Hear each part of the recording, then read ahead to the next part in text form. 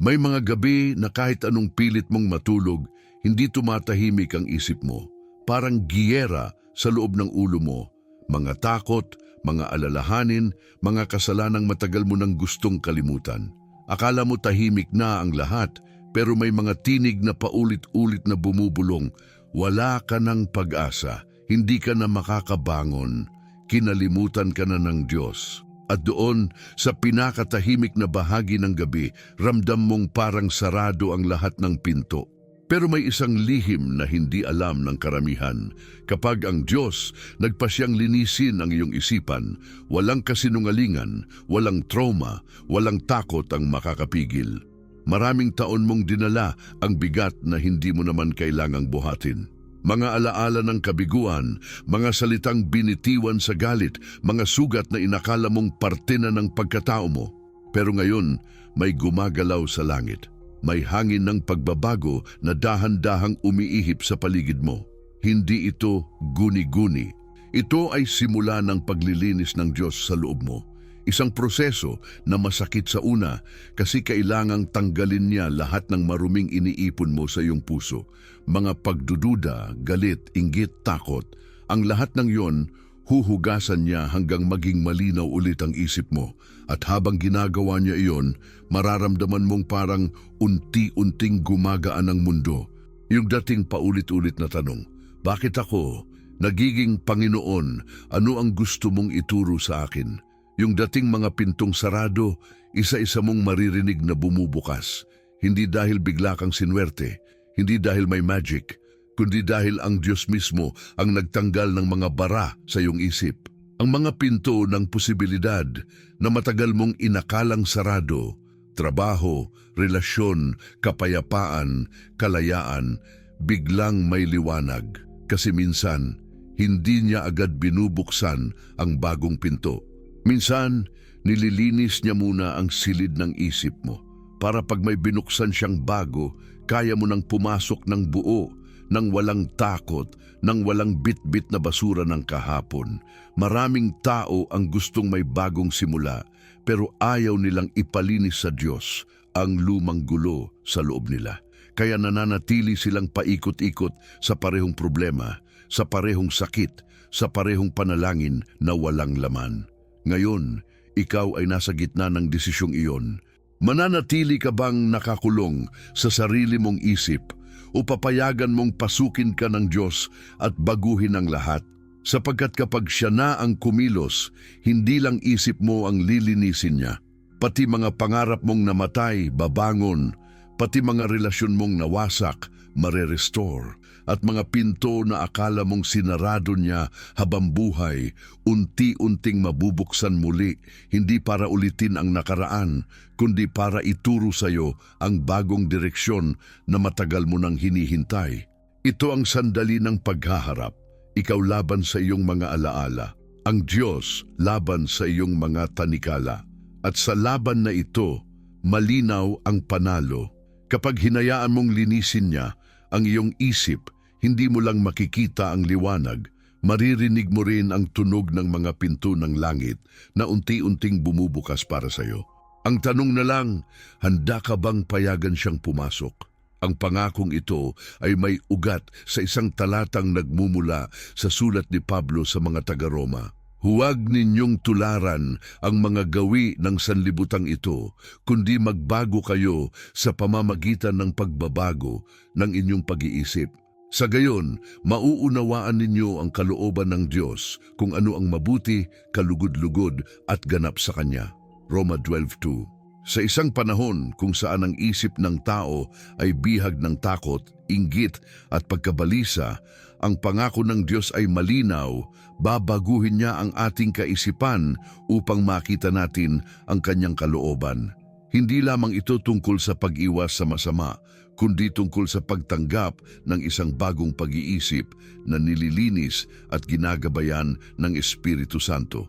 Noong panahon ni Pablo, ang mga taga-Roma ay nakatira sa isang imperyong puno ng tukso, kasalanan at huwad na karunungan.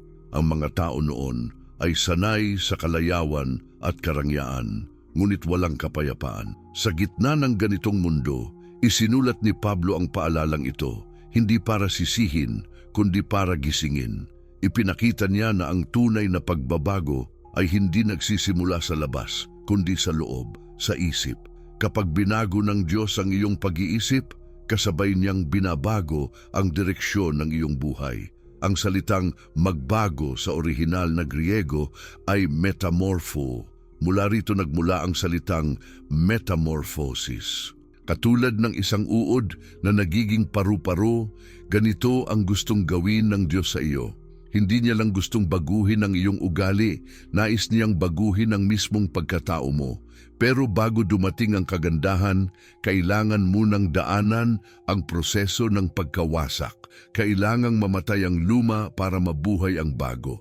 Kaya minsan, hinahayaan ng Diyos na mangyari ang mga bagay na tila nakakasira dahil iyon pala ang daan niya para linisin ang isip mo. Kapag ang isip mo ay puno ng ingay, mga alalahanin, paninira, pagdududa, hindi mo maririnig ang tinig ng Diyos. Kaya't ang paglilinis ng isipan ay hindi simpleng tahimik na sandali. Ito ay pakikidigma. Pakikidigmang espiritual laban sa lahat ng maling paniniwala na itinanim ng mundo sa loob mo. Ang Diyos ay hindi papasok para lamang magbigay ng aliw. Papasok siya bilang isang manlalaban para bawiin ang isip na dati ay pag-aari ng takot. Kapag sinabi niyang lilinisin niya ang iyong isipan, hindi iyon metapora. Ang paglilinis ng Diyos ay may kapangyarihang literal na baguhin ang iyong pananaw. Ang dati mong kinatatakutan, nagiging oportunidad. Ang dati mong kinamumuhian, nagiging daan ng pagpapatawad. Ang dati mong iniiyakan, nagiging dahilan ng papuri. At sa bawat pagbabagong ito, unti-unting bumubukas ang mga pinto na dati mong inakalang sarado. Ang Biblia ay puno ng mga halimbawa ng ganitong uri ng paglilinis. Isipin si Moises, mula sa pagiging mamamatay tao, ginamit ng Diyos bilang tagapagligtas ng Israel. Hindi niya agad binuksan ang dagat na pula. Una siyang nakipagtagpo kay Moises sa nagliliyab na palumpong. Sa sandaling iyon, nilinis niya ang pag-iisip ni Moises mula sa takot, mula sa hiya, mula sa pagdududa. Dahil kung hindi muna nilinis ng Diyos ang isip ni Moises, hindi niya ito magagamit sa malaking plano. Ganon din kay Gideon. Nang sabihin ng Diyos na siya ang gagamitin upang iligtas ang Israel, tumutol siya, "Sino ako?" Ang sagot ng Diyos ay hindi pagpapaliwanag, kundi kapangyarihan. Pinuno niya ng bagong isipan si Gideon. Isipang hindi na alipin ng kababaan ng loob, kundi puspos ng tapang mula sa langit. At matapos linisin ng Diyos ang kanyang pagdududa, binuksan niya ang pinto ng tagumpay laban sa libu-libong kaaway. Ngunit marahil ang pinakamalinaw na larawan nito ay si David. Bago siya naging hari, nilinis muna ng Diyos ang kanyang isip sa mga bundok ng paghihintay. Habang iniiwasan niya si Saul at nilalabanan ng sarili niyang takot, dahan-dahang hinuhubog ng Diyos ang kanyang kaisipan upang maging puso ng isang lider. Kaya nang dumating ang araw ng tagumpay, handa na siyang mamuno ng may kababaang loob. Ang bagong pinto ng paghahari ay bumukas matapos ang mahabang panahon ng paglilinis. Ang pangako ng Diyos ay hindi lang para sa kanila noon. Ito rin ay para sa iyo ngayon. Kapag sinabi niyang lilinisin niya ang iyong isipan, ibig sabihin ay aalisin niya ang lahat ng hindi niya itinanim. Ang bawat takot na nagpaparalisa sa iyo, ang bawat kasinungalingan na sinasabi mong hindi mo kaya ay mawawala. At kapag natanggal ang mga iyon, makikita mong may mga pinto pala sa paligid mo na matagal nang nandoon. Hindi mo lang napansin dahil madilim ang isip mo. Sa paglilinis ng Diyos, nagkakaroon ng direksyon ang kalituhan. Nagkakaroon ng pag-asa ang kawalan. Ang mga pangarap na dati mong sinuko, biglang nabubuhay ulit dahil malinaw na ang paningin mo sa kung sino ang nasa likod ng lahat ng bagay. At habang nililinis niya ang iyong isip, dahan-dahan niyang inihahanda ang daan patungo sa mga bagong pinto na siya mismo ang magbubukas. kaya't huwag kang matakot sa proseso. Oo, masakit makita ang sarili mong kahinaan. Masakit tanggapin na kailangan mong magbago. Pero sa dulo ng paglilinis na ito, may bagong liwanag na sasalubong sa iyo. Sapagkat ang Diyos na nangakong lilinisin ang iyong isip ay siya ring Diyos na magbubukas ng mga pinto na walang sinumang tao ang makapagsasara. At kapag iyon ay nangyari, maiintindihan mo kung bakit niya kailangang linisin muna ang loob mo. Dahil hindi mo pwedeng pasukin ang bagong pinto na may dalang kalat ng lumang buhay. At ngayon, narito ang pinakamalalim na katotohanan ng pangako. Kapag ang Diyos ang nagbago ng iyong isipan, hindi lang pananaw mo ang nagbabago, pati kapalaran mo. Dahil sa sandaling makita mo ang mundo sa pamamagitan ng kanyang mga mata, wala nang saradong pinto, wala nang imposibleng daan, at wala nang limitasyon sa taong nilinis at pinili ng Diyos. Kapag tumingin ka sa paligid ngayon, makikita mong halos lahat ay pagod. Hindi lang pisikal, kundi pagod sa loob. Pagod mag-isip, pagod magtiwala, pagod maniwala na may magandang mangyayari pa. Ang bawat araw ay tila paulit-ulit na laban. Laban sa kakulangan, laban sa balita ng digmaan, laban sa takot na baka bukas ay wala ng trabaho o pagkain sa mesa. At sa gitna ng ganitong mundo, ang isipan ng tao ay nagiging kulungan. Marami ang nakakulong, hindi sa selda, kundi sa mga pag-aalala. Sa bawat gabi umiikot sa utak nila ang parehong tanong, Panginoon, hanggang kailan? Ganito rin ang kalagayan ng marami noon sa panahon ng Biblia. Ang mga Israelita ay bihag sa Babylonia, malayo sa kanilang lupain, malayo sa templo ng Diyos. Sa bawat araw ng pagkabihag, naririnig nila ang pangako na sila'y palalayain, ngunit parang walang nangyayari. Ngunit habang iniisip nila na walang galaw ang Diyos, siya pala ay tahimik na gumagawa, nililinis ang kanilang pag-iisip, tinuturuan silang umasa muli kahit wala pa silang nakikita. Kaya nang dumating ang araw ng paglaya, handa na silang tumayo, hindi lang bilang malayang katawan, kundi bilang malayang kaluluwa. Ganyan din ang ginagawa ng Diyos ngayon. Sa gitna ng mga krisis na nakapalibot sa atin, pandemya, kawalan ng trabaho, pagtaas ng presyo, pagkawasak ng mga relasyon, ang Diyos ay kumikilos hindi lang para baguhin ang ating sitwasyon, kundi ang ating isipan. Kasi minsan, hindi niya agad binabago ang labas, inuuna niya ang loob. Ang totoong laban ay hindi sa merkado, hindi sa gobyerno, hindi sa paligid. Ang totoong laban ay sa isip. Kapag natutunan mong makinig sa tinig ng Diyos sa halip na sa tinig ng takot, doon mo makikita na ang mga saradong pinto ay unti-unting bumubukas. Tingnan mo ang nangyayari sa mundo ngayon. Napakaraming oportunidad, pero kakaunti ang nakakakita. Hindi dahil walang daan, kundi dahil madilim ang pananaw. At kapag dumilim ang isip, pati ang pag-asa namamatay. Ngunit kapag hinayaan mong linisin ng Diyos ang iyong pag-iisip, nagsisimulang magbago ang lahat.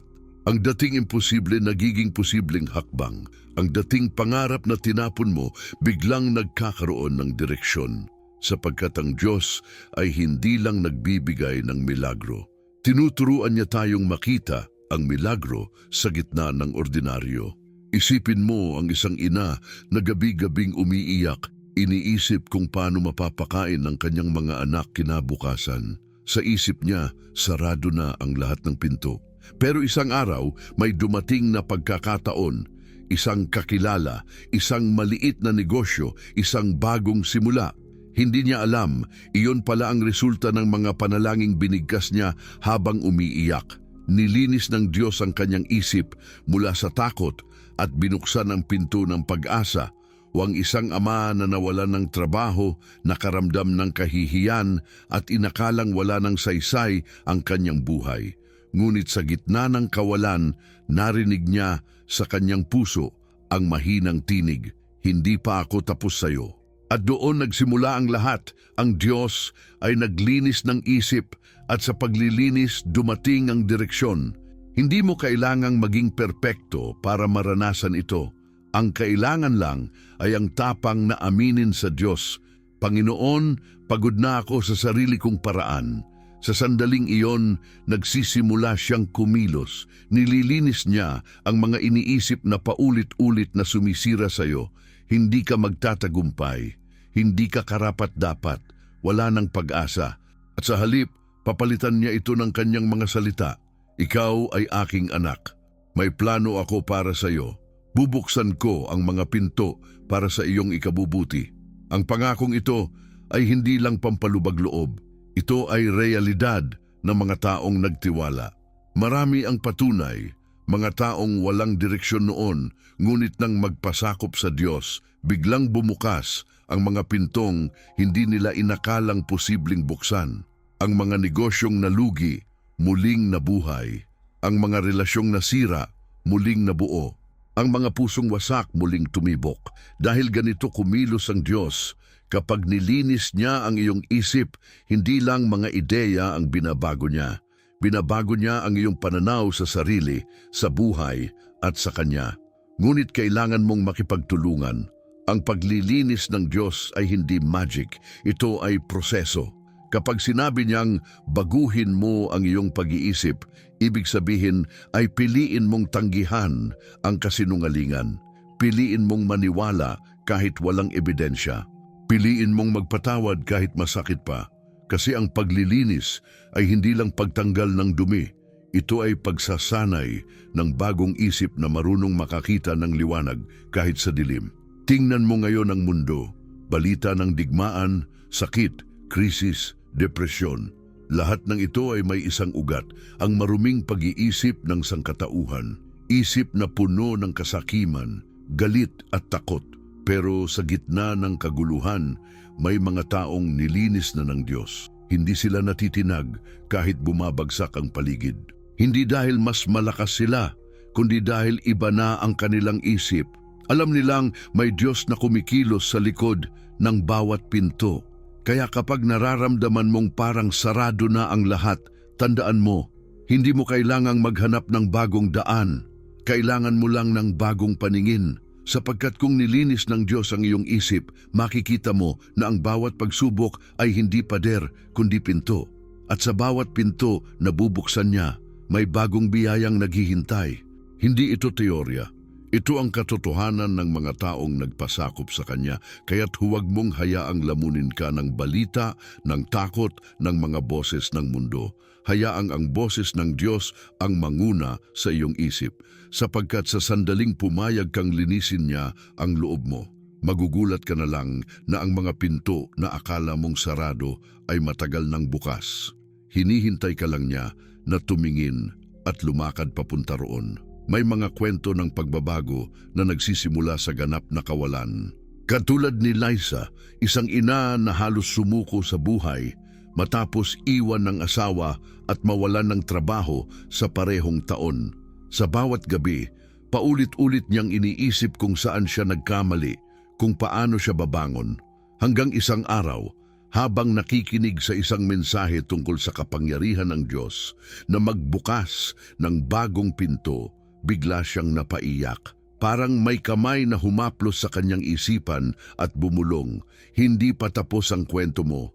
Mula noon, nagsimula siyang manalangin ng may bagong pananampalataya. Hindi nagtagal, nakahanap siya ng maliit na trabaho sa isang paaralan. At mula roon, unti-unting bumukas ang mga oportunidad. Hindi niya agad nakita ang himala, pero sa bawat araw na lumilipas, nililinis ng Diyos ang kanyang isip mula sa takot at pinapalitan ng lakas ng loob. Ngayon, may sarili na siyang negosyo at naglilingkod sa simbahan. Patunay na kapag nilinis ng Diyos ang iyong isipan, sinusundan ito ng pagbubukas ng mga pintong hindi mo inakalang kaya mong pasukin. Isang lalaki naman, si Ernesto, ay halos mawasak dahil sa pagkakalulong sa alak. Taon siyang nakulong sa bisyong unti-unting sumira sa kanyang pamilya at pagkatao. Maraming beses na siyang nangakong magbabago, ngunit palaging bumabalik sa parehong mantsa ng pagkakasala. Hanggang isang gabi habang naglalakad sa dilim, narinig niya mula sa radyo ng isang tricycle ang bersikulong, kung paanong nilinis ni Kristo ang iglesia sa pamamagitan ng salita, gayon din niya lilinisin ang iyo. Parang tinamaan ang kanyang puso. Sa unang pagkakataon, naniwala siyang kahit ang kanyang isip na puno ng kahihiyan at pagkakagulo ay kayang linisin ng Diyos. Sa mga sumunod na buwan, nagsimula siyang dumalo sa pag-aaral ng Biblia. Unti-unting tinanggal ni Kristo ang mga kasinungalingan sa isip niya. Nawala na siyang pag-asa na hindi siya karapat-dapat. Ngayon, siya ay tagapayo sa mga lalaking gustong makalaya rin. Ang kanyang buhay ay naging pintuang binuksan ng Diyos upang palayain ang iba. Ganito rin si Miriam, isang kabataang babae na lumaki sa karahasan. Ang isip niya ay puno ng galit, puno ng tanong, nasaan ang Diyos nung ako ay umiiyak? Ngunit sa bawat tanong na iyon, may tugon na tahimik na dumarating sa kanyang puso, nandito ako. Sa mga taon ng paghihirap, dinala siya ng Diyos sa mga taong nagturo sa kanya ng salita, hanggang isang araw natutunan niyang ipasa Diyos ang lahat ng sakit. Sa bawat pag-iyak, nililinis ng Diyos ang kanyang isip at unti-unting pinalitan ng kapatawaran ang puot.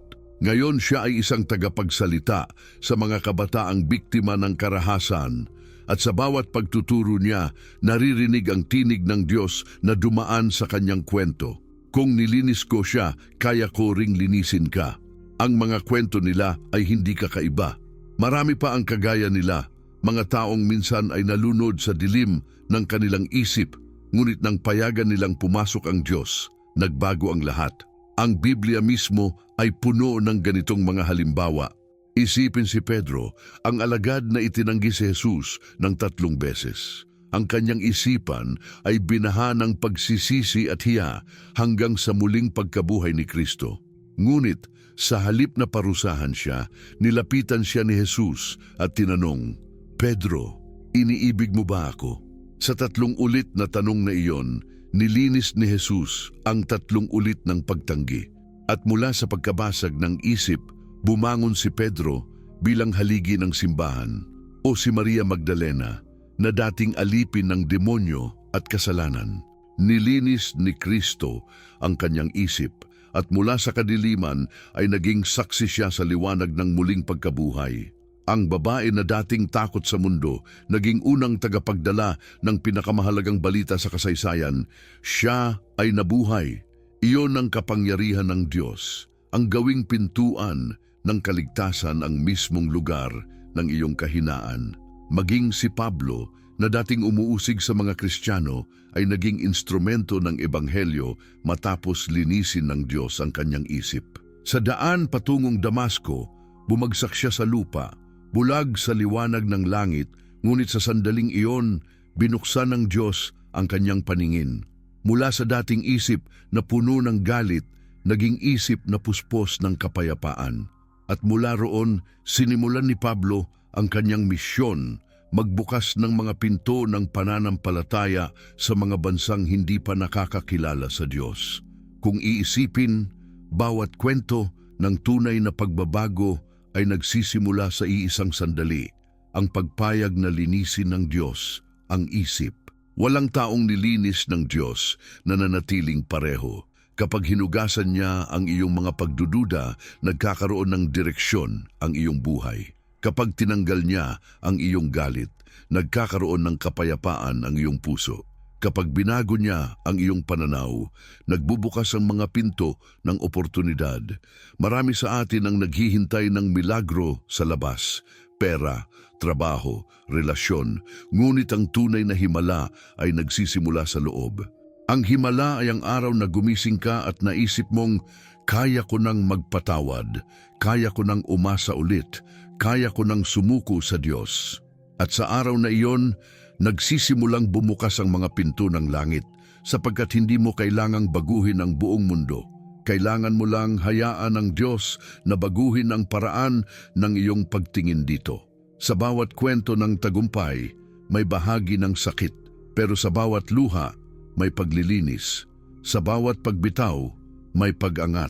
Kapag sinimulan mong paniwalaan na ang Diyos ay may kakayahang linisin ang iyong isip, makikita mo rin ang mga pintuang siya lamang ang kayang buksan, sapagkat ang kapangyarihang nagbago kay Moises, kay David, kay Maria, kay Pablo, at sa libu-libong tulad ni Lisa, Ernesto at Miriam ay hindi naglaho. Ang Diyos na gumawa noon ay siya ring gumagawa ngayon. At sa susunod na maramdaman mong wala ng daan, alalahanin mo ito. Baka hindi sarado ang pinto, baka kailangan lang ng malinis na isip para makita kung saan ito bubukas. Dahil ang Diyos, kapag nagpasya siyang linisin ang iyong loob, gagamit siya ng bawat sugat, bawat luha at bawat pagkabigo para gawing daan patungo sa bagong simula. Sa dulo, mauunawaan mong ang tunay na himala ay hindi lang ang pagbubukas ng pinto, kundi ang pagbabago ng taong papasok dito. Kapag sinimulan mong maunawaan ang paglilinis ng Diyos sa iyong isipan, mauunawaan mo rin na hindi ito basta-bastang pangako. Ito ay bahagi ng plano niya mula pa sa simula ng panahon. Ang paglilinis ng isip ay hindi lamang para sa kaginhawaan ng isa. Ito ay paghahanda para sa katuparan ng mga propesiya ng Diyos. Sa aklat ni Isaias, sinabi ng Panginoon, sapagkat ang aking mga pag-iisip ay hindi ninyo mga pag-iisip at ang aking mga daan ay hindi ninyo mga daan. Isaiah chapter 55:8. Dito, ipinapakita ng Diyos na may mas mataas siyang plano at para maunawaan natin ito, kailangang baguhin muna niya ang ating isip. Dahil kung hindi malinis ang ating kaisipan, hindi natin makikita ang galaw niya sa kasaysayan, sa mundo at sa ating sariling buhay. Ang paglilinis ng Diyos ay palaging may layuning propetiko. Sa lumang tipan, nilinis niya ang isipan ng kanyang bayan bago niya sila dinala sa bagong yugto ng kasaysayan. Bago pumasok ang Israel sa lupang pangako, 40 taon muna silang nilinis sa ilang. Hindi iyon parusa, kundi paghahanda. Nilinis niya ang kanilang pag-iisip mula sa pagkaalipin upang matutunan nilang magtiwala sa Kanya, hindi sa kanilang kakayahan. At nang dumating ang araw na tumawid sila sa Jordan, handa na silang tanggapin ang bagong pinto na inihanda ng Diyos. Isang pinto ng kalayaan at katuparan ng Kanyang pangako. Sa panahon ni Jeremias, habang nasa gitna ng pagkabihag ang Israel, muling bumulong ang Diyos ng isang pangako. Bibigyan ko kayo ng bagong puso at bagong espiritu. Aalisin ko ang pusong bato at bibigyan ko kayo ng pusong laman. Ezekiel 36:26. Ang pangakong ito ay higit pa sa pagbabago ng damdamin. Ito ay pagbabagong anyo ng isipan. Kapag binago ng Diyos ang puso, binabago rin niya ang paraan ng pag-iisip.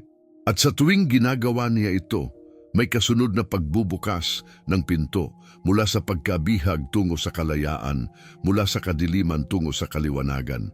Lahat ng propetang isinugo ng Diyos ay may iisang mensahe: linisin ang isip, ihanda ang puso, dahil may paparating na pagbabago. Si Juan Bautista ay sumigaw sa ilang, pagsisihan ninyo ang inyong mga kasalanan sapagkat malapit na ang kaharian ng langit. Ang panawagang iyon ay hindi lang para sa moralidad, kundi para sa pagbabago ng pananaw. Ang kaharian ng Diyos ay hindi maaring pumasok sa isip na puno ng sarili, kaya't kailangang ito'y linisin muna ng Espiritu. Nang dumating si Jesus, siya mismo ang katuparan ng lahat ng propesiyang iyon. Sa bawat pagtuturo niya, sa bawat himalang ginawa niya, layunin niyang baguhin ang kaisipan ng tao. Sinabi niya, nakikita ninyo ngunit hindi kayo nakakakita, nakakarinig ngunit hindi kayo nakakaunawa. At sa pamamagitan ng kanyang salita, binubuksan niya ang mga mata ng mga bulag, hindi lang pisikal kundi espiritual. Dahil ang tunay na bulag ay hindi iyong walang paningin, kundi iyong ayaw makakita ng katotohanan. Ang paglilinis ng isipan ay isa ring tanda ng mga huling araw. Sa Mateo 24, binalaan ni Jesus ang mga alagad. Marami ang malilinlang, marami ang lalayo sa pananampalataya. Ang pandaraya ay laging nagsisimula sa isip. Kaya bago dumating ang muling pagbabalik ni Kristo, ang Espiritu ng Diyos ay muling kikilos sa lupa upang linisin ang isipan ng kanyang mga anak, upang makita nila ang katotohanan sa gitna ng kaguluhan, upang manatili silang matatag habang ang mundo ay nalilito. Tingnan mo ang mga pangyayari ngayon, digmaan, kasakiman, pagkalito sa tama at mali. Ito ay hindi simpleng kaguluhan ng politika o ekonomiya. Ito ay kaguluhan ng isip. Ang sangkatauhan ay unti-unting nakalimot sa tinig ng Diyos. Ngunit sa gitna nito, ang kanyang pangako ay nananatili. Lilinisin niya ang mga isipan ng kanyang mga anak at bubuksan ang mga pinto ng pagkilos ng Espiritu. Ito ang nakasulat sa Joel 2:28. Ibubuhos ko ang aking Espiritu sa lahat ng tao. Ibig sabihin, darating ang panahon na ang mga isipan ay mapupuno muli ng pangitain, karunungan at pagkaunawa mula sa langit. At ito na nga ang panahon na iyon. Sa bawat taong nakakaramdam ng bigat sa loob, sa bawat kaluluwang pagod at nawawala, nagsisimula ng kumilos ang Diyos. Nililinis niya ang isipan ng mga nananalig, isa-isa, upang ihanda sila sa huling malaking kilos ng kanyang kapangyarihan. Sapagkat bago bumalik si Kristo, kailangang may handang bayan, mga taong hindi nalinlang ng takot, hindi na alipin ng kasinungalingan, at may malinis na isip na marunong kumilala sa tinig ng kanilang Diyos. Ang pagbubukas ng mga bagong pinto ay hindi lang personal na karanasan, ito ay propetikong senyales. Sa bawat puso na nabubuksan, sa bawat isipan na nalilinis, dumarating ang katuparan ng sinabi ni Jesus. Ang kaharian ng Diyos ay nasa gitna ninyo. Ibig sabihin, ang mga pinto na binubuksan niya ay hindi lamang sa trabaho o relasyon, kundi sa mismong plano niya para sa sangkatauhan. Kaya kapag nililinis ng Diyos ang iyong isipan ngayon, huwag mong isipin na simpleng pagsubok lang ito. Ikaw ay bahagi ng kanyang mas malawak na galaw. Ang iyong mga pag-iyak, ang iyong mga pagdududa ay hindi sayang. Bawat patak ng luha ay paghuhugas ng Diyos sa iyong kaluluwa, paghahanda sa misyon na inihanda niya. Kapag nilinis niya ang iyong isip, nililinis niya rin ang iyong pananaw sa Kanya, upang sa tamang panahon, ikaw mismo ay maging pintuang pagbubukas para sa iba. Sapagkat sa mga darating na panahon, habang ang mundo ay patuloy na nalilito, ang mga anak ng Diyos ay magiging liwanag. At paano ka magiging liwanag kung ang iyong isip ay madilim? Kaya ngayon pa lang nililinis niya ito. Pinapalitan niya ang takot ng pananampalataya, ang pagkalito ng kaliwanagan, at ang pagdududa ng tiwala. At kapag iyon ay natapos, magsisimula ang panibagong yugto, ang panahon kung saan ang mga malinis ang isipan ay makakakita ng mga pintuang hindi kayang makita ng iba. At sa sandaling iyon, maiintindihan mo ang malalim na layunin ng Diyos, na ang paglilinis ng iyong isipan ay hindi lamang para sa iyo, kundi para sa henerasyong susunod sa iyo. Dahil sa pamamagitan ng iyong pagbabagong anyo, magbubukas siya ng mga pinto para sa iba pang nangangailangan ng liwanag. Ganito kumilos ang Diyos mula sa loob palabas, mula sa isip patungo sa mundo.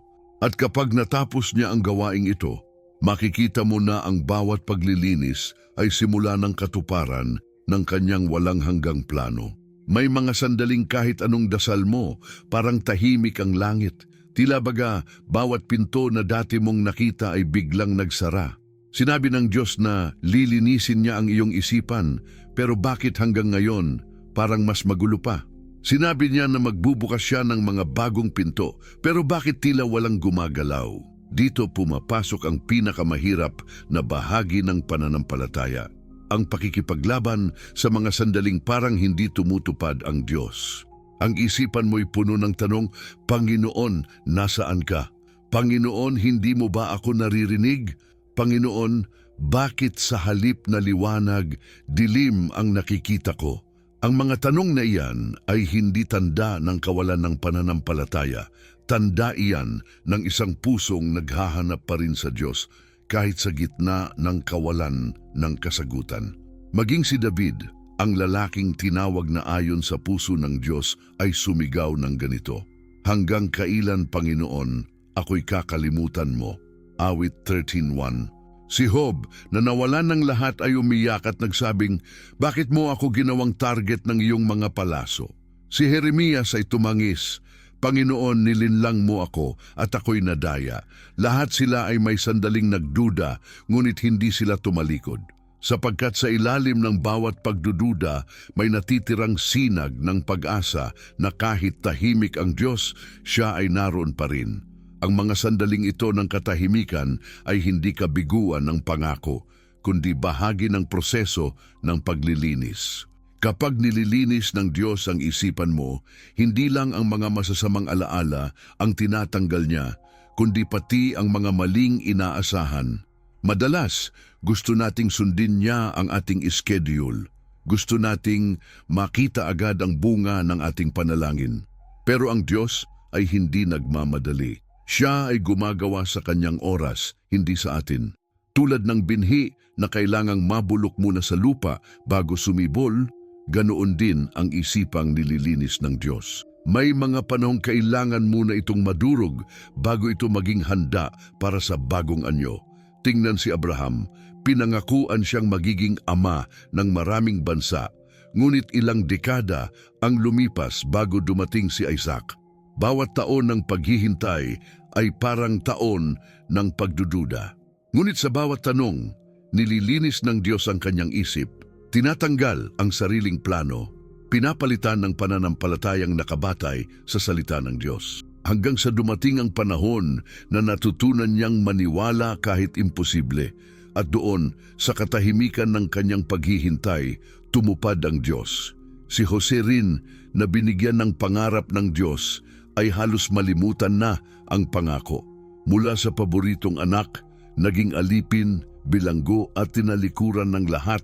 Sa loob ng mga tao ng kadiliman, tiyak na tinanong din niya ang Diyos, "Panginoon, akala ko ba may plano ka?" Ngunit habang siya ay nakakulong, nililinis ng Diyos ang kanyang isip mula sa pagmamataas, mula sa pagdepende sa tao. Kaya nang siya ay inilabas mula sa bilangguan upang mamuno sa Ehipto, handa na siya. Ang tagumpay na iyon ay hindi bigla. Iyon ay bunga ng mahabang proseso ng paglilinis. Kahit si Maria, ina ni Jesus, ay dumaan sa pagkalito. Nang sabihin ng anghel na siya'y maglilihi sa pamamagitan ng Espiritu Santo, nagtanong siya, paano mangyayari iyon? Hindi dahil sa kakulangan ng pananampalataya, kundi dahil sa pagnanais niyang maunawaan. Ngunit sa sandaling iyon, ipinakita ng Diyos na hindi kailangan ng paliwanag para maniwala, kailangan lang ng pagtitiwala. Mangyari nawa ayon sa iyong salita, ang kanyang tugon. At sa pagpayag na iyon, nagbukas ang pinto ng pinakadakilang himala sa kasaysayan. Kaya kung nararamdaman mong tila tahimik ang Diyos, huwag kang matakot. Ang katahimikan ay hindi kawalan ng presensya niya. Ito ay lugar ng paghubog. Sa katahimikan, nililinis niya ang iyong isip mula sa ingay ng mundo. Kapag hindi mo siya marinig, madalas iyon ang panahon na gusto niyang marinig mo ang iyong sariling puso, upang ipakita kung saan pa kailangang linisin, kung ano pang bahagi ng buhay mo ang ayaw mong bitawan. May mga oras na hindi agad dumarating ang sagot dahil baka ang hinahanap mong pinto ay hindi talaga para sa iyo. Baka may mas malaking pintong inihahanda ang Diyos, isa na hindi mo pa kayang pasukin hanggat hindi handa ang iyong isip. Kaya't kapag sarado ang pinto, huwag mong isipin na iniwan ka niya. Maaaring nililinis niya lang ang landas bago mo ito marating. Ang pagdududa ay hindi kaaway ng pananampalataya. Ito ay pinto patungo sa mas malalim na pag-unawa. Sa tuwing nagtatanong ka, bakit hindi pa? Ang sagot ng Diyos ay, dahil tinatanggal ko pa ang hindi mo kailangan. Ang bawat paghihintay ay paghahanda. Bawat katahimikan ay pagtuturo. Bawat luha ay paglilinis.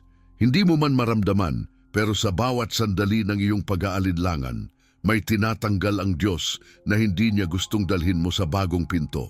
At oo, may mga panahon na tila napakahirap maniwala. Kapag may sakit na hindi gumagaling, kapag may panalangin tila hindi nasasagot, kapag ang buhay ay tila paulit-ulit na kabiguan. Pero alalahanin mo, ang pangako ng Diyos ay hindi nasusukat sa bilis ng pagtupad, kundi sa katapatan ng kanyang karakter.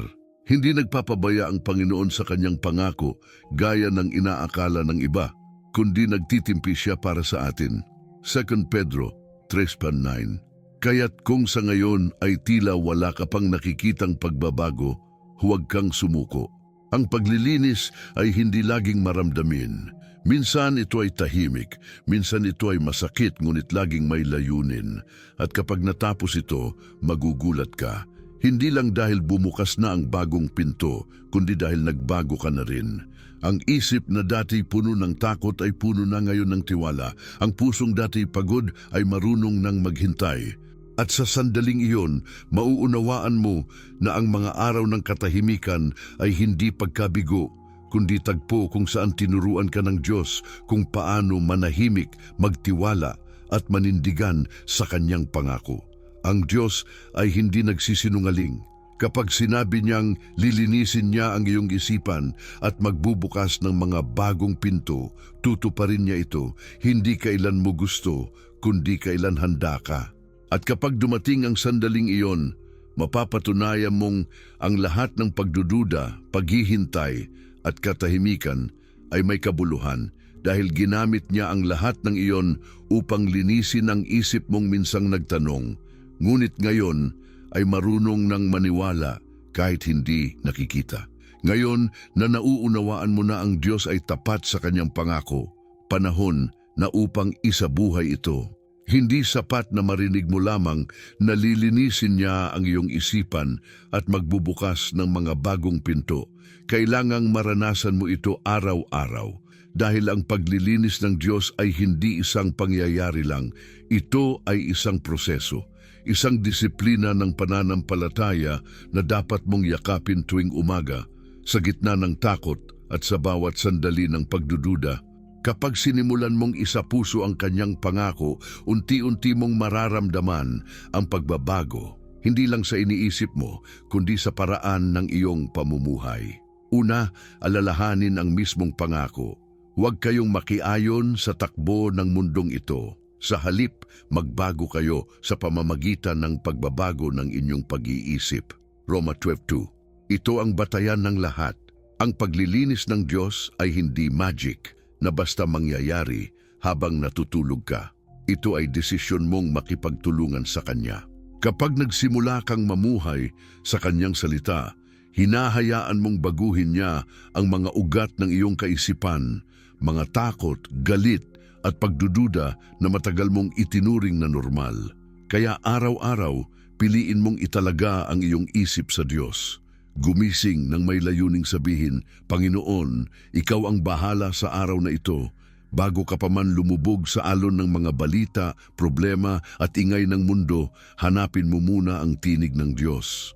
Magbasa ng kahit isang talata sa Biblia hindi bilang obligasyon, kundi bilang pagkain ng iyong kaluluwa. Dahil sa bawat salita niya, may kapangyarihang naglilinis ng iyong kaisipan. Ang bawat talata ay parang tubig na dumadaloy sa maruming salamin, unti-unting binubura ang mga bakas ng kaguluhan. Ikalawa, sanayin ang iyong sarili na kilalanin ang mga maling tinig sa iyong isip. Ang dyablo ay marunong gumamit ng boses ng pagdududa at takot para makapaghari sa iyong pag-iisip. Kapag narinig mong sinasabi ng loob mo, wala ka ng halaga, hindi mo kaya o nakalimutan ka na ng Diyos, agad mong tanggihan. Sabihin mo, hindi iyan totoo dahil sinabi ng Diyos na ako'y kanyang anak. Kapag natutunan mong palitan ang kasinungalingan ng katotohanan, nagsisimula ang paglilinis. Hindi mo kailangang makipaglaban gamit ang sariling lakas. Sapat ang salita ng Diyos bilang sandata. Ikatlo, mag-practice ng pasasalamat kahit sa gitna ng problema. Ang pasasalamat ay mabisang paraan ng paglilinis ng isip. Kapag natutunan mong makita ang kabutihan ng Diyos sa gitna ng hirap, unti-unting natutunaw ang negatibong kaisipan. Kapag may problema, imbes na agad kang magreklamo, sabihin mo, "Salamat Panginoon, dahil kahit hindi ko maintindihan, alam kong may ginagawa ka." Ang pasasalamat ay hindi pagbalewala sa sakit. Ito ay pagkilala na may Diyos sa likod ng lahat ng bagay. Ika-4, palitan mo ang iyong mga kinagawian. Ang maruming isip ay madalas bunga ng maruming kapaligiran, mga palabas, musika, salita at pakikipag-ugnayan na nagdadala ng takot o kasamaan. Kung gusto mong linisin ng Diyos ang iyong isip, tulungan mo siya sa pamamagitan ng pagpili ng tama. Piliin mong makinig sa mga awiting nagbibigay buhay, makipagkaibigan sa mga taong nagtutulak sa iyo palapit sa Diyos, at umiwas sa mga bagay na nagpapalabo ng iyong pananampalataya. Ang paglilinis ng isip ay hindi lang pag-aalis ng dumi, kundi paglalagay ng kabutihan. 5, magpatuloy sa pananalangin kahit walang nararamdaman. Marami ang sumusuko sa gitna ng katahimikan, ngunit tandaan, ang panalangin ay hindi laging emosyon. Ito ay relasyon. Kapag nananalangin ka, nililinang ng Diyos ang iyong isip upang matutunan mong makinig, hindi lang magsalita. Kapag tahimik ang langit, baka iyon ang oras na gusto niyang makilala mo kung sino ka sa Kanya. Magtiwala na kahit walang sagot, may ginagawa siya sa loob mo. 6, bitawan mo ang kontrol. Maraming tao ang hindi maranasan ang paglilinis ng Diyos dahil gusto nilang hawakan pa rin ang direksyon ng kanilang buhay. Ngunit ang tunay na paglaya ay nagsisimula kapag sinabi mong, "Panginoon, hindi ko alam, pero nagtitiwala ako." Kapag binibigay mo sa Kanya ang kapangyarihan sa iyong desisyon, binubuksan mo ang pintuan para sa Kanyang plano. Huwag mong pilitin ang mga pinto. Hayaan mong siya ang magbukas sa tamang oras. 7, maglakad sa pananampalataya. Hindi mo kailangang makita ang lahat ng detalye para sumunod. Kapag sinabi ng Diyos na lilinisin niya ang iyong isip, maniwala kahit hindi mo pa nararamdaman. Kapag sinabi niyang may bagong pinto, humakbang kahit sarado pa ito sa paningin mo.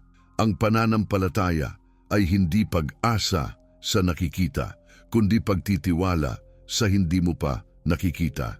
At sa bawat hakbang mo, linisin niya ang daan sa unahan. Isang praktikal na paraan, pumili ng isang pangako ng Diyos at ulitin ito araw-araw. Halimbawa, ang Panginoon ay aking pastol, hindi ako magkukulang. Awit 23:1. Ipaalala ito sa sarili mo sa bawat pagkakataon ng takot o pagkalito. Isulat mo ito, ilagay sa salamin, ipanalangin sa bawat gabi. Sa tuwing inuulit mo ang salita ng Diyos, hinuhugasan mo ang iyong isip sa katotohanan niya. Ang mga salita ng Diyos ay parang liwanag na pumapasok sa mga sulok ng isip mong dati ay madilim. 8, ibahagi ang iyong natutunan. Ang isip na nilinis ng Diyos ay hindi dapat manahimik. Kapag nakita mo na ang kabutihan niya, magsalita. Magkwento sa iba kung paano ka binago ng Diyos, kahit maliit pa lang.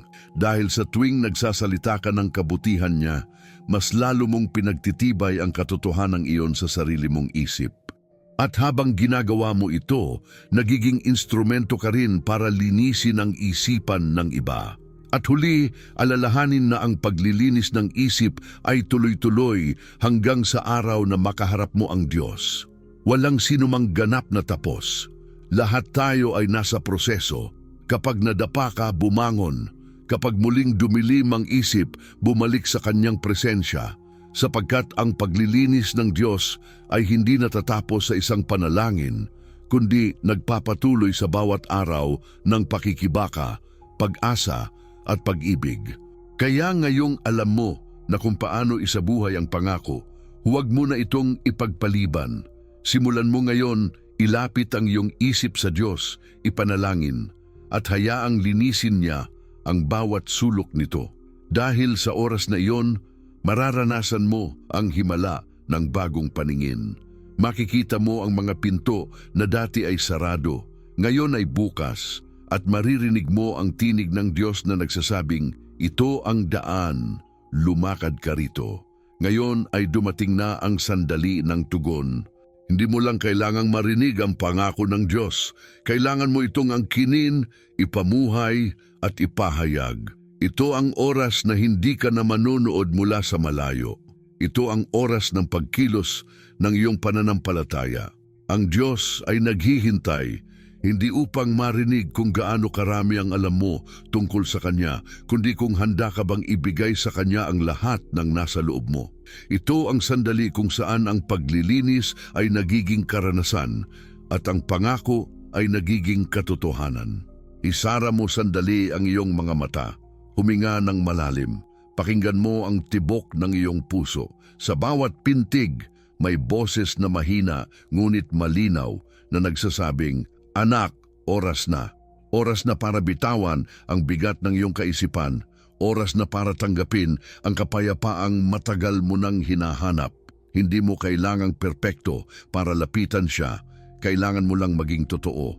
Lumapit sa Diyos ngayon, hindi bilang isang taong may lahat ng sagot, kundi bilang isang kaluluwang pagod, ngunit handa ng linisin.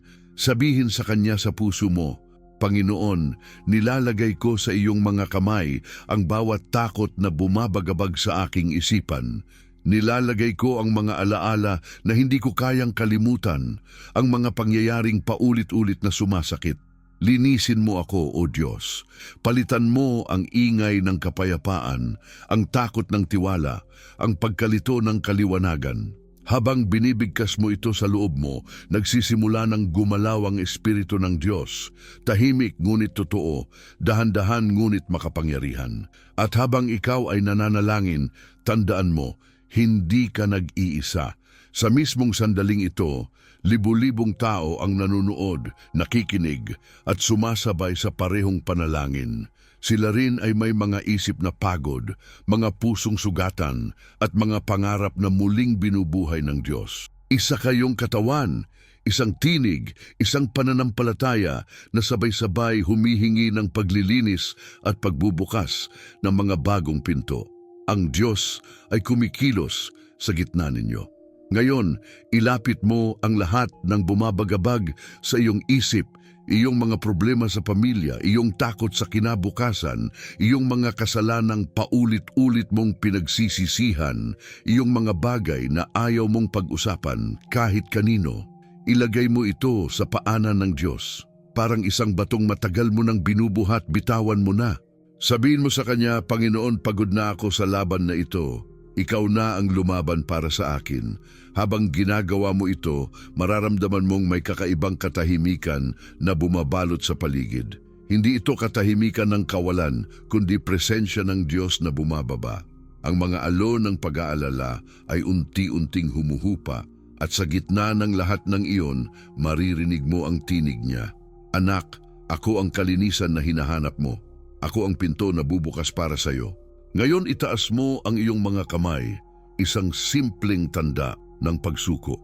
Hindi ito kahinaan, ito ay katapangan sapagkat sa pagtaas ng iyong kamay, sinasabi mong, hindi ko na kaya mag-isa. At sa pagkilalang iyon, doon nagsisimula ang himala. Kapag inamin mong hindi mo kaya, saka papasok ang Diyos para ipakita na Siya ay kaya ang lahat. Sa sandaling ito, ipanalangin mo sa puso mo, Panginoon, nililinis mo ang aking isipan ngayon. Pinapalitan mo ang bawat takot ng pananampalataya. Binubuksan mo ang mga pinto na dati kong akala ay sarado. Tinatanggap ko ang iyong kapayapaan, ang iyong direksyon, at ang iyong bagong simula. Habang sinasambit mo ito, isipin mong binubura ng Diyos ang bawat bakas ng kahapon na pumipigil sa iyong paglalakad. At kung kaya mong bigkasin ito ng malakas, gawin mo, ako ay malaya sa pangalan ni Jesus. Ang aking isip ay pag-aari ng Diyos. Ang bawat pinto na Kanyang binubuksan ay para sa aking kabutihan. Wala nang pinto ng takot, wala nang pinto ng kahihiyan, tanging mga pintong binuksan ng Kanyang biyaya. Hayaan mong marinig ng iyong sariling tainga ang iyong pananampalataya. Ngayon, ipahayag mo sa iyong puso ang isang simpleng kilos ng pananalig. Kung nanonood ka nito, ilagay mo ang iyong kamay sa iyong ulo at sabihin, Panginoon, ito ang isip na iyo. Linisin mo ito, punuin mo ito ng iyong presensya. At habang ginagawa mo iyon, isipin mong bumababa ang liwanag ng Diyos, hinahaplos ang bawat bahagi ng iyong kaisipan, binubura ang mga tinig ng takot at pag-aalinlangan at pinapalitan ng kaliwanagan mula sa langit. Sa sandaling ito, mararamdaman mong hindi ka na nag-iisa. Maraming iba na tulad mo ang sabay na lumalapit ngayon, nagsasabing, Panginoon, linisin mo rin ako. Sa kanilang pag-iyak, sa kanilang pag-amin, sa kanilang pananampalataya, bumababa ang Espiritu ng Diyos sa bawat tahanan, sa bawat silid, sa bawat puso. Ito ang panahong sama-sama tayong lumalapit sa Kanya. Kaya't ngayon, gawin mo ang isang huling hakbang ng pananampalataya. Kung nanonood ka, kung nakikinig ka, kung nararamdaman mong tinatawag ka ng Diyos, sabihin mo sa iyong puso, O Panginoon, tinatanggap ko ang paglilinis, tinatanggap ko ang bagong simula, tinatanggap ko ang mga pintong bubuksan mo, at kung kaya mo, isulat sa mga komento bilang deklarasyon ng pananampalataya. Tinatanggap ko ang paglilinis ng Diyos at ang kanyang mga bagong pinto. Ang mga salitang iyan ay higit pa sa komento. Iyan ay patotoo. Iyan ay pagsigaw sa kalangitan na nagsasabing, Ako ay handa, sapagkat sa bawat pusong nagpapakumbaba, sa bawat kaluluwang nagbubukas, may Diyos na kumikilos. At sa sandaling ito, sa bawat panalangin mong binibigkas, may pinto sa langit na bumubukas, may liwanag na bumababa, at may bagong buhay na nagsisimula. Ngayon ay hindi na panahon ng pag-aalinlangan. Ito na ang oras ng pagkilos, ng pananalig, ng pagbabalik sa Diyos ng buo. Isuko mo ang isip mo, isuko mo ang puso mo, isuko mo ang lahat ng hawak mo. Sapagkat kapag ang Diyos ang humawak sa iyo, wala nang pinto ng kawalan, tanging mga pintong binuksan ng kanyang kalinisan, kabutihan at walang hanggang pag-ibig. Ngayon, huminto ka sandali, isara mo ang iyong mga mata, ilagay mo ang iyong kamay sa iyong dibdib at huminga ng malalim. Sa katahimikan na ito, maramdaman mo ang presensya ng Diyos na bumabalot sa iyo. Banayad, ngunit makapangyarihan, tahimik, ngunit puno ng autoridad. Ito na ang oras ng panalangin, ang sandali ng pakikipagtagpo sa Diyos na nangakong lilinisin ang iyong isipan at magbubukas ng mga bagong pinto. Huwag mong pigilan ang luha kung ito'y dadaloy. Iyon ay tanda ng Espiritu na kumikilos sa loob mo. Panginoon, sa sandaling ito kami ay lumalapit sa iyo. Wala kaming dala kundi ang aming mga pagod na puso, ang aming mga isip na puno ng alalahanin at ang aming mga kaluluwang naghahangad ng kapayapaan. Ikaw ang Diyos na hindi nagkukulang. Ikaw ang Diyos na nangakong magpapagaling at magpapalaya. Kaya't sa sandaling ito, itinataas namin ang aming mga kamay bilang tanda ng pagsuko. Linisin mo, O Diyos, ang aming isipan. Hugasan mo ng iyong salita ang bawat alaala ng takot, bawat kasinungalingan ng kaaway, bawat pangungusap na nagsabing hindi namin kaya. Palitan mo ito ng katotohanang nagmumula sa iyo na kami ay nilikha sa iyong wangis, na kami ay may layunin at na hindi patapos ang iyong plano sa amin. Ama, nilalapit namin sa iyo ang bawat taong pagod mag-isip, pagod maghintay, pagod umasa. Yung mga gabi na hindi sila makatulog dahil puno ng pangamba ang kanilang utak, yakapin mo sila, Panginoon.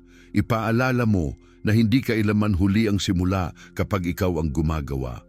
Kung nililinis mo ngayon ang aming isipan, alisin mo rin ang mga tanikala ng nakaraan, ang mga sugat na tinago sa tahimik na bahagi ng aming puso.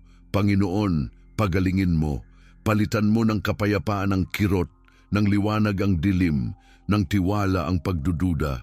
Kami ay humihingi rin, Ama, ng kapatawaran. Patawarin mo kami sa mga panahon na pinuno namin ng galit at inggit ang aming isipan, sa mga sandaling pinakinggan namin ang boses ng takot kaysa sa iyong boses. Sa mga araw na pinili naming isara ang aming puso sa iyong mga pinto. Ngayon, O Diyos, buksan mo muli ang aming loob. Huwag mong hayaang manatiling marumi ang aming pag-iisip. Linisin mo ito araw-araw hanggang sa makilala namin ang kapayapaan na tanging galing sa iyo. Panginoon, idinadalangin namin ang bawat pamilya na dumadaan sa kawalan, ang mga ama't ina na nag-aalala kung paano makakaraos, ang mga anak na lumalaki sa takot at kaguluhan. Pagibayuhin mo ang kanilang pananampalataya. Ipaalala mo na ikaw ang tagapagtustos, na kahit sa disyerto ikaw ay nagbibigay ng tubig, at kahit sa kawalan, ikaw ay lumilikha ng daan. Kung paanong binuksan mo ang dagat na pula para sa iyong bayan, buksan mo rin ngayon ang mga pinto ng tagumpay at kabuhayan para sa iyong mga anak. Idinadalangin din namin, Ama, ang mga may karamdaman, ang mga katawan na mahina, ang mga isip na puno ng pagod, ang mga kaluluwang halos sumuko na. Sa pangalan ni Jesus, idinadalangin namin ang kagalingan. Hipuin mo sila ngayon, Panginoon, ang bawat bahagi ng kanilang katawan, bawat ugat, bawat paghinga, punuin mo ng iyong lakas. Ang bawat isip na puno ng pag-aalala, punuin mo ng kapayapaan. Sa sandaling ito, O Diyos, idinideklara namin, sa pamamagitan ng mga sugat ni Kristo kami ay gumaling. Panginoon, abutin mo rin ang mga pusong nag-iisa, ang mga nakikinig ngayon na pakiramdam nila'y walang nagmamahal, walang nakakaintindi, walang kasama. Ipaalala mo sa kanila na ikaw ay kasama nila. Na sa bawat pag-iyak na walang nakakarinig, ikaw ay nakikinig. Sa bawat pangungusap na hindi nila mabigkas, ikaw ang nagbibigay ng tinig. Palibutan mo sila ng iyong espiritu at maramdaman nilang hindi kailanman sila iniwan. Ngayon, Panginoon, itinataas namin ang aming mga buhay sa iyo. Kung dati ay sinubukan naming kontrolin ang lahat, ngayon ibinibigay namin ito sa iyo. Ang aming mga plano, ang aming mga takot, ang aming mga pangarap, lahat ito ay iyo na. Linisin mo ang aming pag-iisip upang ang bawat desisyong aming gawin ay ayon sa iyong kalooban. Turuan mo kaming makita ang mga pinto na ikaw mismo ang nagbubukas at turuan mo kaming isara ang mga pintong hindi mo kalooban. Panginoon, idinadalangin namin ang bansa namin, ang aming bayan na puno ng kaguluhan, kasakiman at kawalan ng pag-asa. Linisin mo ang isipan ng aming mga lider, ng aming mga kabataan, ng bawat mamamayan. Ibalik mo ang takot sa iyo, ang karunungan na nanggagaling sa iyong salita. Gamitin mo kaming ilaw sa gitna ng kadiliman, mga daluyan ng katotohanan at kabutihan. At ngayon, Ama, sabay-sabay naming sinasabi, Ikaw ang Diyos ng paglilinis. Ikaw ang Diyos ng mga bagong pinto. Ikaw ang Diyos na tapat magpakailanman. Tinatanggap namin ang iyong presensya, tinatanggap namin ang pagbabago, tinatanggap namin ang himala. Sa sandaling ito, binubuksan namin ang aming mga puso at sinasabi, Panginoon, narito ako, linisin mo ako, gamitin mo ako. Panginoon, idinideklara namin na simula ngayon, ang aming mga isip ay hindi natirahan ng takot, kundi templo ng iyong presensya. Ang bawat iniisip namin ay magbibigay ng kaluwalhatian sa iyo. Ang bawat pangarap namin ay itutugma namin sa iyong layunin. Ang bawat pinto na bubuksan mo, aming lalakaran ng may tapang at pagpapakumbaba. At sa huling bahagi ng panalangin ito, O Diyos, idinideklara namin ang pananampalataya na hindi natitinag. Sa pangalan ni Jesus, tinatanggap namin ang kalinisan ng aming isip. Sa pangalan ni Jesus, tinatanggap namin ang pagbubukas ng mga bagong pinto. Sa pangalan ni Jesus, tinatanggap namin ang kapayapaan, kagalingan at kalayaan. Ang bawat pamilyang nananalangin ngayon ay tatanggap ng bagong simula. Ang bawat pusong nagsisisi ay maririnig mo. Ang bawat kaluluwang lumalapit ay tatanggap ng buhay. At ngayon, sabay-sabay naming sinasabi, Amen, Panginoon, ako ay naniniwala. Amen, Panginoon, ako ay tinanggap mo. Amen, Panginoon, ang aking isip ay malinis na at ang mga pinto ay bukas na. Ang iyong pangalan lamang ang aming itataas sapagkat sa iyo nagmumula ang lahat ng tagumpay, lahat ng liwanag at lahat ng buhay. Purihin ka, O Diyos, magpakailanman. Tahimik mong mararamdaman ngayon ang kakaibang kapayapaan na parang bumabalot sa buong paligid mo. Matapos ang matinding panalangin at pag-iyak sa presensya ng Diyos, narito ang sandali ng katahimikan, hindi bilang pagtatapos, kundi bilang patunay na narinig ka niya. Ang Diyos ay naroon, ang kanyang espiritu ay kumilos. Ang mga salitang iyong binitiwan ay hindi lumipad ng walang direksyon. Umakyat ang mga ito sa langit at tinanggap ng Ama na may pag-ibig. Sa bawat pintig ng iyong puso, naririyan ang kanyang tugon. Anak, narito ako, hindi kita iniwan. Linisin ko na ang iyong isip at ang mga pinto ay bubuksan ko sa tamang oras. Ito ang sandali ng kapahingahan sa piling ng Diyos. Ang unos ay hindi agad mawawala, ngunit may bago kang kapayapaan sa loob. Ang mga problema ay maaaring nariyan pa rin, ngunit ang paraan ng iyong pagtingin sa mga ito ay nagbago.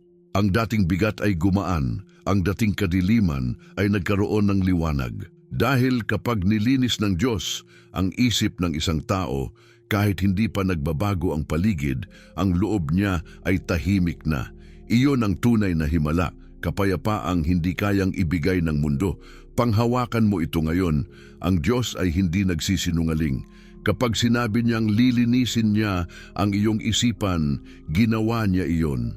Kapag sinabi niyang magbubukas siya ng mga bagong pinto, ginagawa niya iyon kahit hindi mo pa nakikita. Sapagkat ang Diyos ay tapat magpakailanman. Hindi niya sinasabi ang isang bagay ng walang katuparan. Ang langit at lupa ay lilipas, ngunit ang aking mga salita ay hindi lilipas. Mateo 21:35. Kaya't kahit anong mangyari, huwag mong hayaang kunin ng takot o pagdududa ang kapayapaang ibinigay niya sa iyo ngayong araw. Kapag dumating muli ang mga tinig ng pag-aalala, kapag bumalik ang mga alalahanin ng mundo, ipaalala mo sa iyong sarili, nilinis na ng Diyos ang aking isip. Hindi ka na alipin ng lumang takot. Hindi mo na kailangang maglakad sa dilim. Ang mga pinto ng liwanag ay bukas at bawat hakbang mo ay ginagabayan ng Diyos. Kung minsan ay hindi mo mararamdaman ang kanyang presensya, ngunit tandaan mong siya ay laging naroon. Sa bawat paghinga mo, nasa tabi mo siya. Sa bawat pagbangon mo sa umaga, may bagong biyaya siyang inihahanda. Narito ang kanyang pangako, huwag kang matakot sapagkat ako'y sumasa iyo. Huwag kang mangamba sapagkat ako ang iyong Diyos. Palalakasin kita, tutulungan kita at aalalayan kita sa aking matuwid na kamay. Isaiah 41:10. Ang mga salitang ito ay hindi lamang pampalubag loob. Ito ay sandigan mo sa bawat araw. Kapag nakakaramdam ka ng panghihina, balik-balikan mo ang talatang ito. Sabihin mo ito ng malakas hanggang maramdaman mong bumabalik ang iyong lakas. At kung sakaling muli kang makaramdam ng kawalan ng direksyon, alalahanin mo ang isa pang pangako, sapagkat batid ko ang aking mga plano para sa inyo, mga planong pawang kabutihan at hindi kapahamakan upang bigyan kayo ng kinabukasan na may pag-asa. Jeremias 29:11. Ang mga plano ng Diyos ay hindi basta-basta. May dahilan kung bakit niya kailangang linisin muna ang iyong isipan bago niya ibigay ang susunod na hakbang, sapagkat ang malinis na isip ay nakakakita ng malinaw. At kapag malinaw mong nakikita ang direksyon ng Diyos, hindi ka na madaling maligaw. Kung may mga araw na tila walang nangyayari, huwag kang mawalan ng loob. Ang mga butil ng pananampalatayang itinanim mo ngayon ay tutubo sa tamang panahon. Ang Diyos ay hindi nagmamadali, ngunit siya ay laging nasa oras. Ang bawat pintong bubuksan niya ay may layuning higit pa sa iyong inaasahan. Minsan, isasara niya muna ang ilang pinto upang maprotektahan ka, hindi upang ipagkait ang biyaya. Tandaan, ang mga saradong pinto ay madalas proteksyon at ang mga binubuksan niya ay patunay ng kanyang pabor. Ngayon, damhin mo ang katahimikan.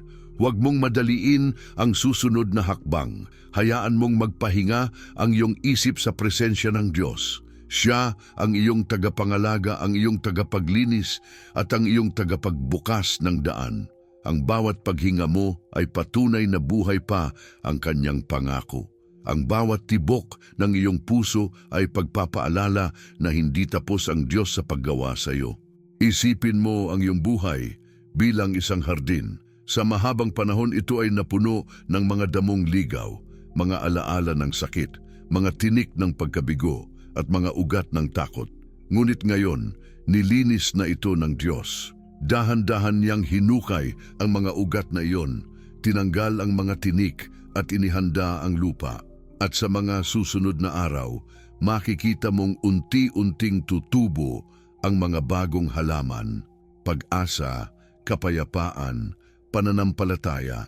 Ang bawat bulaklak na sisibol ay paalala ng kanyang kabutihan at ang bawat hangin na dadaan ay tanda ng kanyang presensya. Kaya't ngayon, ngumiti ka. Kahit may luha pa sa iyong mga mata, ngumiti ka dahil alam mong gumagalaw ang Diyos.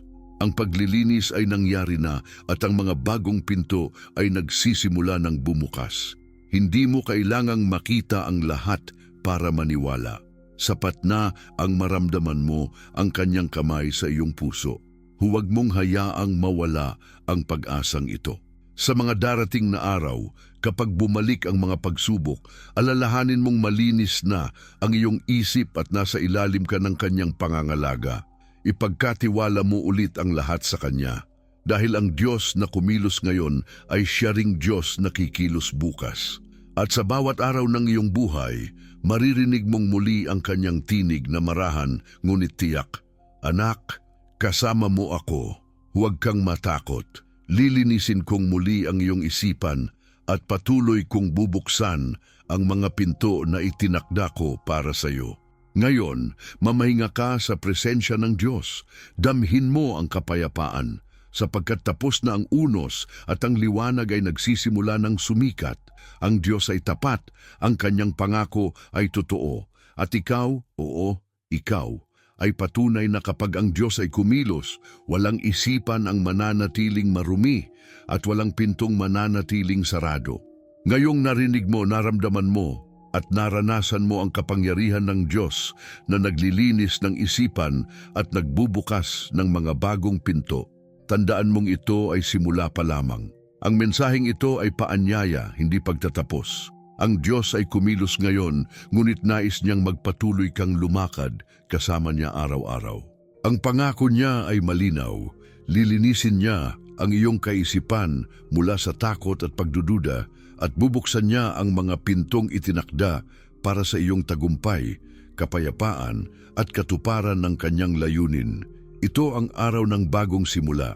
Naalala mo ba kung paano ka nagsimula sa video na ito, pagod, puno ng tanong at tila wala ng direksyon? Ngunit ngayon, iba na ang pakiramdam. May liwanag sa iyong loob, may tahimik na katiyakan na kahit anong mangyari, hindi ka nag-iisa.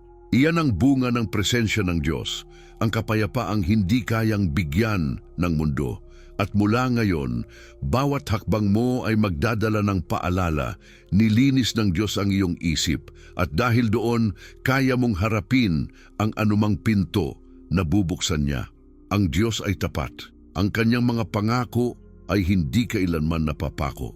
Siya ang parehong Diyos na gumabay kay Abraham sa kawalan, kay Moises sa disyerto, kay David sa laban, at kay Maria sa kawalang katiyakan. At ngayon, siya rin ang Diyos na gumagabay sa iyo. Kung nilinis niya ang iyong isip ngayon, ito ay dahil may panibagong yugto siyang inihahanda para sa iyong buhay. Maaring hindi mo pa alam kung saan ka dadalhin, ngunit tandaan mo, ang bawat hakbang ng taong may malinis na isipan ay tinutulungan ng Diyos.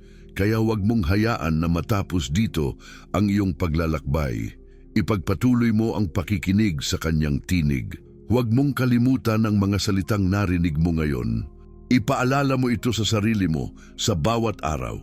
Sa tuwing may duda, sa tuwing may takot, sa tuwing parang bumabalik ang bigat ng isip, sabihin mo sa sarili mo, nilinis na ako ng Diyos. Ang mga pintong para sa akin ay bukas na at walang makapagsasara ng mga ito. Ngayon gusto kitang hikayatin, manatili sa presensya ng Diyos. Huwag kang lalayo. Kung ang mensaheng ito ay umabot sa puso mo, ipakita mo yon. Mag-iwan ka ng komento bilang deklarasyon ng iyong pananampalataya. Ako ay naniniwala. Nilinis na ng Diyos ang aking isipan at bubuksan niya ang mga bagong pinto sa aking buhay. Kapag ginawa mo ito, hindi lang ito mga salita sa internet. Ito ay pampublikong patotoo ng iyong pananalig. At tandaan mo, ang bawat salitang sinasambit mo sa pananampalataya ay binibigyang buhay ng langit. Kung hindi ka pa bahagi ng ating komunidad ng pananalig, inaanyayahan kitang sumali. Mag-subscribe ka sa channel na ito, i-activate ang kampana ng abiso at manatiling konektado. Dito, araw-araw tayong mananalangin, mag-aaral ng salita ng Diyos at magsasalo ng mga patotoo ng pagbabago. Hindi ka nag-iisa sa paglalakbay ng pananampalataya. May libu-libong katulad mo na pinapalakas ng Diyos, nililinis ang isipan at binubuksan ang mga pinto ng biyaya. Sama-sama tayong lalakad sa liwanag. At kung may kilala kang nangangailangan ng pag-asa, ibahagi mo ang mensaheng ito. Marahil siya'y tahimik na lumalaban sa mga pagod ng isip, marahil siya'y naghihintay ng senyales mula sa Diyos. At baka ikaw mismo ang gamitin ng Panginoon upang buksan ang pinto ng pag-asa sa kanyang buhay. Isang simpleng pag-share, isang simpleng mensahe ng panoorin mo ito, kailangan mo ito, ay maaaring maging dahilan ng pagbabago ng isang kaluluwa. Alalahanin mo ito, ang mga pangako ng Diyos ay buhay. Hindi ito naluluma, hindi ito nauubos. Ang paglilinis ng iyong isipan ay hindi isang beses lang, kundi araw-araw na karanasan. Sa bawat umaga na gigising ka, maririnig mo sa iyong puso ang paalala, "Anak, ako ang kalinisan ng iyong isipan. Ako ang liwanag ng iyong landas. Ako ang Diyos na magbubukas ng iyong mga pinto." Kaya't magpatuloy kang manampalataya. Kapag humarap ka sa bagong pagsubok, huwag mong kalimutan ang naranasan mo ngayon. Ang parehong Diyos na kumilos dito ay kikilos muli. Kapag pakiramdam mo'y bumibigat ang iyong loob, bumalik ka sa kanyang salita, bumalik ka sa panalangin, bumalik ka sa kanyang presensya. Doon mo muling maririnig ang kanyang tinig na nagsasabing, "Huwag kang matakot, anak, nasa tabi mo ako." Sa pagtatapos ng mensaheng ito, hayaan mong banggitin ko ito sa iyong puso. Ang Diyos ay mabuti. Ang kanyang kabutihan ay hindi natatapos. Ang kanyang mga pangako ay totoo. At ikaw, oo, ikaw ay minamahal niya. Kaya lumakad ka ng may tapang, may kapayapaan at may pananampalataya. Dahil simula sa araw na ito, ang iyong isipan ay malinis at ang iyong mga hakbang ay patungo na sa mga pintong inihanda ng Diyos. Purihin mo siya sa iyong puso. Sabihin mo, "Salamat Panginoon dahil nilinis mo ang aking isipan. Salamat dahil binuksan mo ang mga pinto ng bagong simula. Salamat dahil hindi mo ako iniwan." At habang sinasabi mo ito, damhin mong muli ang kanyang presensya, banayad, tahimik, ngunit totoo. Ito ang wakas ng mensaheng ito, ngunit hindi ang wakas ng galaw ng Diyos sa iyong buhay. Sa mga darating na araw, makikita mong unti-unting natutupad ang kanyang mga pangako. At kapag dumating ang sandaling iyon, tandaan mo, nagsimula ang lahat noong araw na hinayaan mong linisin niya ang iyong isipan. Kaya't manatili sa pananampalataya, manatili sa kanyang salita at manatili sa pag-asa dahil ang Diyos ay tapat at ang kanyang mga pinto ay bukas para sa iyo magpakailanman.